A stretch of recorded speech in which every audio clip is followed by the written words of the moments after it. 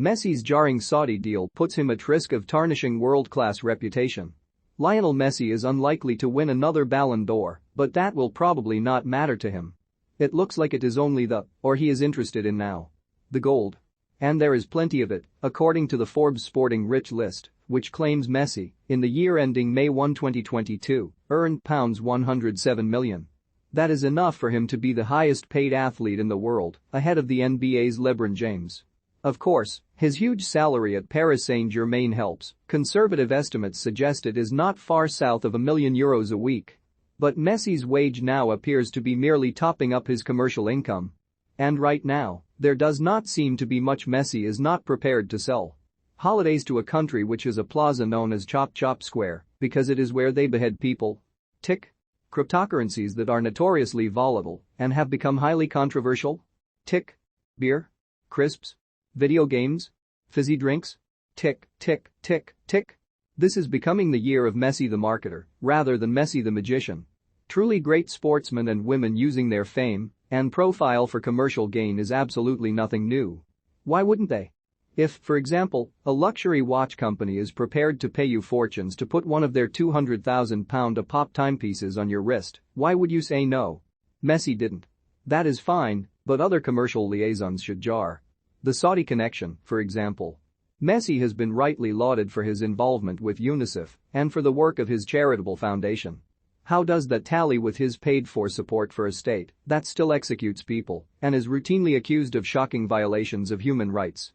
And what Messi gives that state is, essentially, access to his social media reach. Arguably the greatest footballer of all time has 327 million followers on Instagram alone. Is Lionel Messi the greatest footballer of all time? Have your say in the comments. He is now a Saudi Arabian poster boy. And he is a poster boy for a cryptocurrency company. No human rights issues there, but only myriad tales of people who have been tempted into investing but lost hard-earned money. Their fault, of course. No one has frog-marched you to your bank account. But in these times, is it really a good look to have mega-rich footballers and clubs, by the way, telling hard-up fans it is good to put whatever spare money they have into high-risk ventures? It seems that Chelsea are signing a £20 million sponsorship deal with one of these cryptocurrency firms. Even some of football's governing bodies are considering doing the same, apparently. Who says the romance and traditions of football are not dead? To a great extent, of course, Messi is simply doing what they all do. Cristiano Ronaldo is only 2 places behind him on the rich list, thanks to his array of commercial deals. But when I think of Messi, I always want to think of the slaloming brilliance and the beautiful goals, not the cyber-selling and the sportswashing. That would be sad.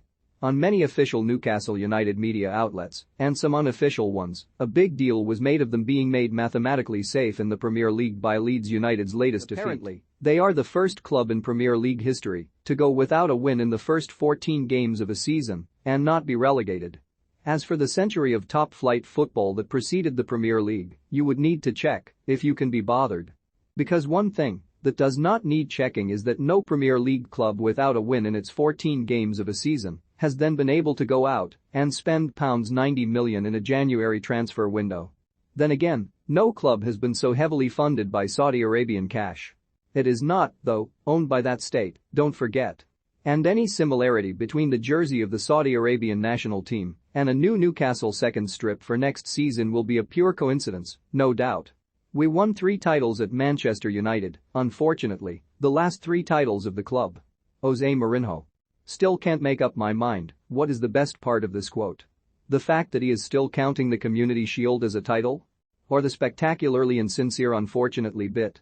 As if he is not absolutely delighted they have won nothing since he left 5 years ago. He has a point, though.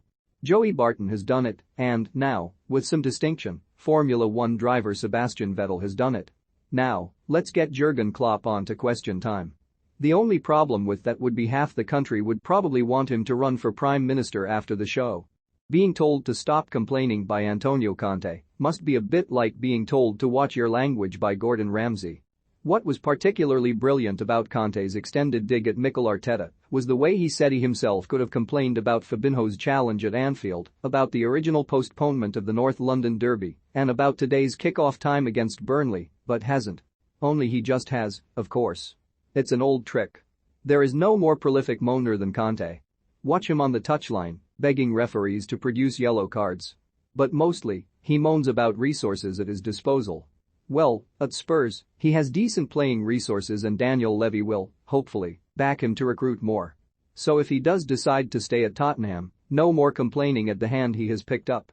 After a long settling-in period, Conte and Spurs look a decent fit. It seems Robert Lewandowski fancies a new challenge after 8 seasons with Bayern Munich. Barcelona would be his preferred destination, which serves as a reminder the Catalan club still has a special allure. But, hopefully, he might end up in the Premier League, because perhaps then, we might not continue to underappreciate this brilliance. Tweet of the week, @Cristiano, my second Premier League Player of the Month award, the 6th in my career.